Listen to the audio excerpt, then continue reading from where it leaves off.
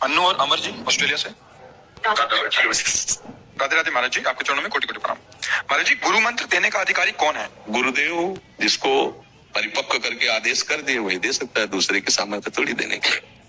जब तक गुरु तत्व में स्थिति, गुरु का मतलब जानते हो, जब गुरु अपने किसी शिष्य को इस कार्य को सौंपते हैं तो आप शरीर चाहे सबकी ना वो अपने समानुषय बनाकर फिर जगत मंगल में उतार देते हैं कि अब आप मंत्र दीजिए। आप तो द्वंद्व विमुक्ता, जो सुख दुख संगई, जो सुख दुख को समान समझता हुआ, समस्त द्वंद्वों पर विजय प्राप्त किए हुए स्वयं भागवतिक स्वरूप में स्थित, तभी तो होगा, तभी उसी के द्वारा तो गुरु मंत्र प्रकाशित होगा जाके। और सच्ची बात यह है कि जब हमको कहीं से भी नाम मिले तो नाम सच्चिदानंद में नाम ले ले और खूब नाम जब करे तब हम जान पाएंगे गुरु को, नहीं बाहरी लक्षणों से नहीं जान पाएंगे।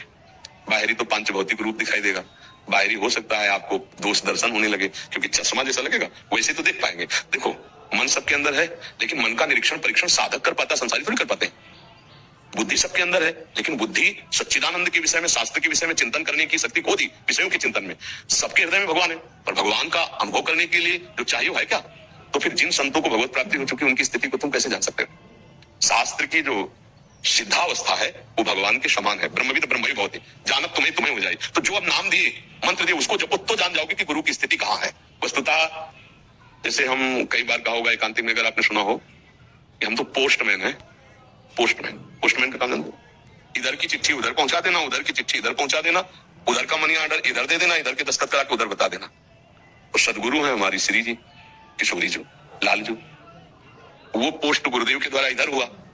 अब आप आए और कहे हमें दे दो, हम समझा कि श्री जी ने आपको भेजा है। श्री राधिका कृपा बिनु सबकी मनन अगम, श्री जी ने भेजा। वृंदावन आए, श्री जी ने बुलाया, हमारे सामने आए, श्री जी ने बुलाया। आपकी मांग हुई कि मुझे मंत्र दे दो, मुझे नाम दे दो, भैया उनकी वस्तु है, आपको उन्होंने भेजा ये ले लो। और फिर आपकी शरणागति, आपका भाव, श्री जी ये जीव आपकी शरण में है। गुरु कौन हुआ? श्री जी। अभी हमने बताया था कि अगर गुरु गुरु गुरु गुरु तो कहां पहुंचोगे? पहुंचोगे ना, वही सबके गुरु है। अब तो प्रगट में कौन हमारे सामने है? बंदो गुरुपद कंज कृपा सिंधु नर रूप हरि। ये आपके भाव बनाने, हमारा भाव बन जाता है तो पत्थर से भगवान प्रकट हो जाते हैं। और भाव न बने तो दुर्योधन के सामने भगवान है पर भगवान को भी भगवान नहीं मान रहा है।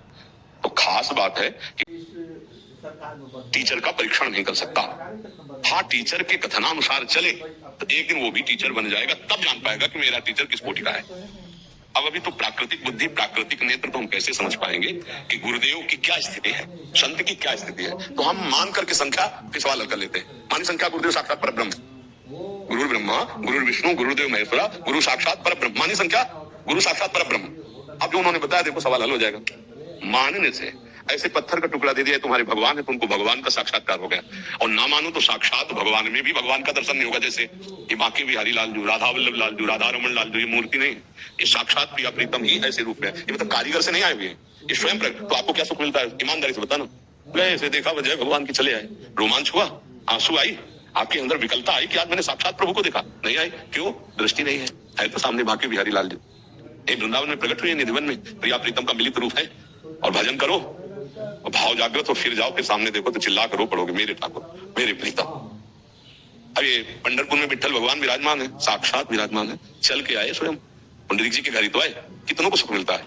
और उन्हीं भक्तों को तुकाराम जी, नामदेव जी, ये बड़े बड़े महापुरुष देखो बातचीत कर रहे हैं, खेल रहे हैं साथ उनके। समझ पा रहे हो? हमारा उद्देश्य है हम किसी संत भगवान से जहां हमारी श्रद्धा बैठ जाए, नाम ले ले, मंत्र ले लो, खूब जपे, फिर हम जान जाएंगे। वो ऐसे अगर ढूंढते चले तो पूरे विश्व में ढूंढ आओ, आभूषण बनता ही मिलावट में है। शुद्ध स्वर्ण का आभूषण नहीं बन सकता। समझ रहे हो हमारी बात? ये शरीर की रचना ही मिलावट से हुई, पाप और पुण्य। जब हम शरीर को झांक करके देखेंगे तो इसमें कुछ सद्गुण मिलेंगे और कुछ आपको अवगुण भी मिल सकते हैं, क्योंकि रचना है ना इसकी। और इनको गुस्सा उठाता है। अरे ये तो ऐसा, अगर आप जांच करोगे तो चाहे जो आभूषण उतरा के जौहरी के पास ले जाओ उसमें मिलावट होगी। हार है, कंकण है, कुंडल है, क्योंकि वो आकार तभी धारण किया जो उसमें मिलावट हुई। तो ये शरीर मिलावट का है, इसके अंदर जो तत्व है वो मिलावट वाला नहीं है और वो आकार नहीं धारण किए। ये आकार मायाकृत है। इसको देखोगे